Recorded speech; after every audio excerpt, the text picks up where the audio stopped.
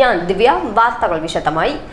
ഭീകരവാദത്തെ ഇസ്ലാമുമായി ബന്ധിപ്പിക്കുന്നവർക്കുള്ളത് രാഷ്ട്രീയ താൽപര്യങ്ങളാണെന്ന് മന്ത്രി മുഹമ്മദ് റിയാസ് പറഞ്ഞു. സലഫി ലേണിംഗ് ആൻഡ് റിസർച്ച് സെന്ററിന്റെ സാംസ്കാരിക സംഗമം ഉദ്ഘാടനം ചെയ്യുകയായിരുന്നു മന്ത്രി. ഒരു മതവും ഭീകരവാദത്തെ പ്രോത്സാഹിപ്പിക്കുന്നില്ലെന്ന് മന്ത്രി മുഹമ്മദ് റിയാസ് പറഞ്ഞു.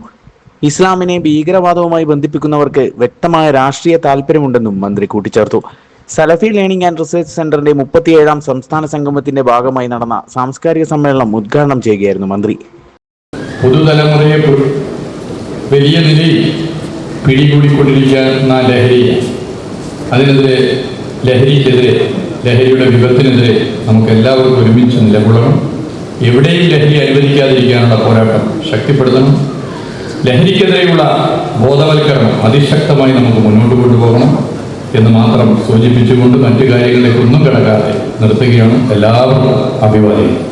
മതഗ്രന്ഥങ്ങളിലെ ആശയം ശരിയായ രീതിയിൽ ജനങ്ങളിലെത്തിക്കാൻ SLRC നടത്തുന്ന ശ്രമങ്ങളെ മന്ത്രി അഭിനന്ദിച്ചു.